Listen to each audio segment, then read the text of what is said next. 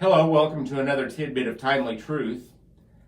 I've been sharing with you a series that I have entitled Healing from the Hidden Wound, and I've received a lot of response from those of you who have experienced hurt from one source or another, as you have read these continual steps toward being healed.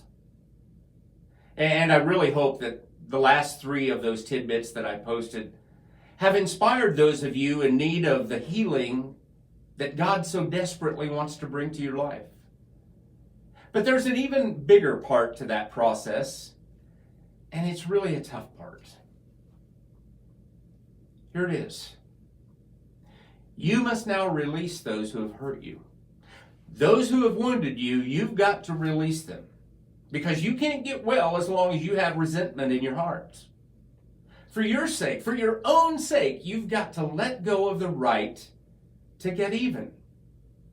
Now, I know that's asking a lot, but you must understand that you only have a certain amount of emotional energy. So you've got to decide whether you're going to use your emotional energy to get even or to get well, because you don't have enough energy to do both. You have to decide, do I want to get well? Do I want to get healthy? Do I want to be happy and whole? Or do I just want to get even? Well, I highly recommend that you focus on the get well part. Because I can assure you that even if you could get even with that person or those persons who have hurt you, it's not going to take away your pain.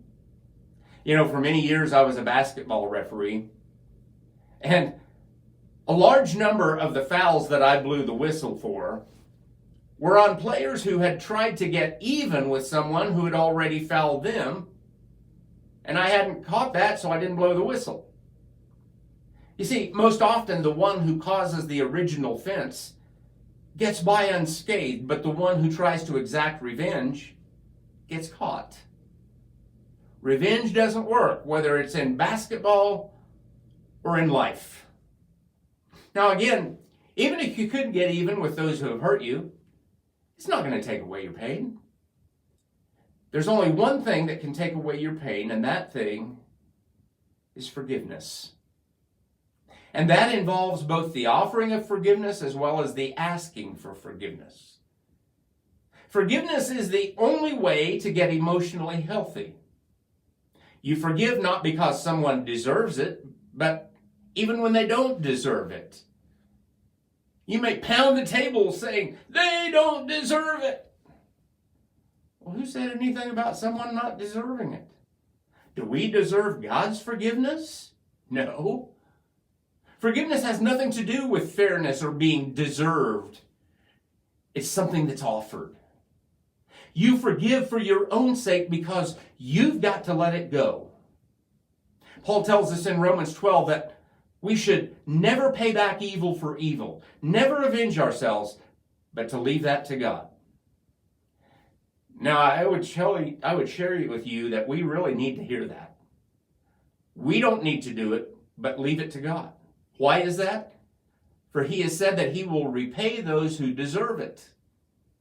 The thing God wants to say to us today is simply this: let it go.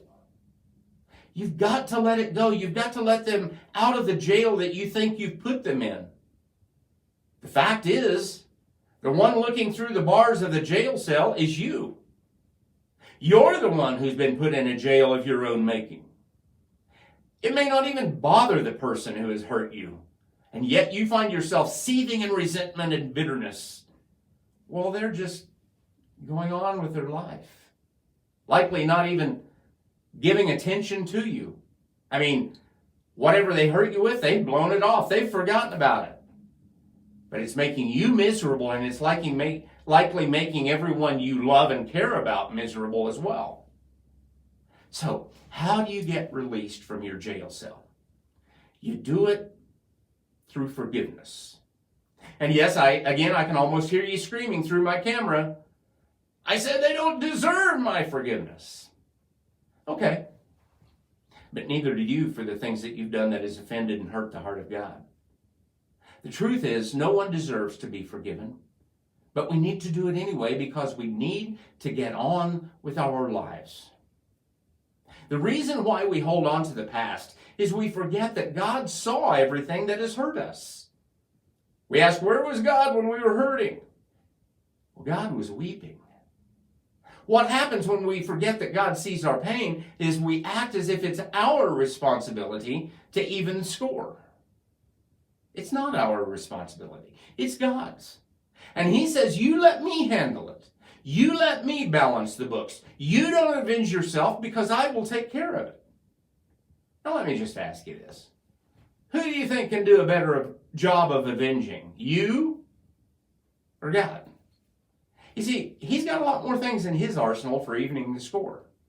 He says either you can try to do it on your own and fail, or you can let me do it. The reason why we hold on to those resentments is we think that if we forget the hurt, the person that has inflicted it will get away with it.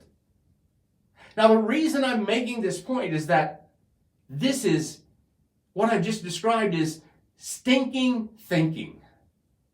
They're not going to get away with it because God saw it. And if God saw it, God will avenge it. So for you, forgive it, forget it, and get on with your life. Again, so what do you do to make this possible? Well, I suggest you do what Jesus did. In 1 Peter chapter number 2, we're told that when Jesus suffered, he did not threaten to get even, but he left his case in the hands of God. Yes, even Jesus, the Son of God, did not obliterate those who were mistreating him, even though he could have. When he was on that cross, he could have snapped his fingers and a multitude of angels would have shown up and and those angels would have annihilated every one of them. But he didn't do that.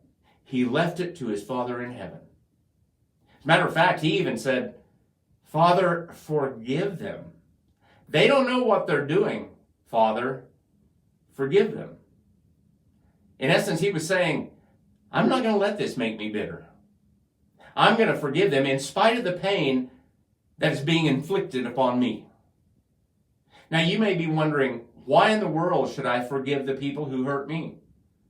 Well, most importantly, because you've been forgiven by God. And equally important is the fact that you can't be forgiven by God unless you're willing to forgive others. And by the way, you're going to need more forgiveness in the future. So you don't want to burn the bridge you've got to walk over in order to get to heaven. Now, I know this is all a difficult concept, but it's a very necessary one. Forgiveness is a matter of freeing yourself and not necessarily someone else. Join me for the next tidbit here in just a day or two. Thank you.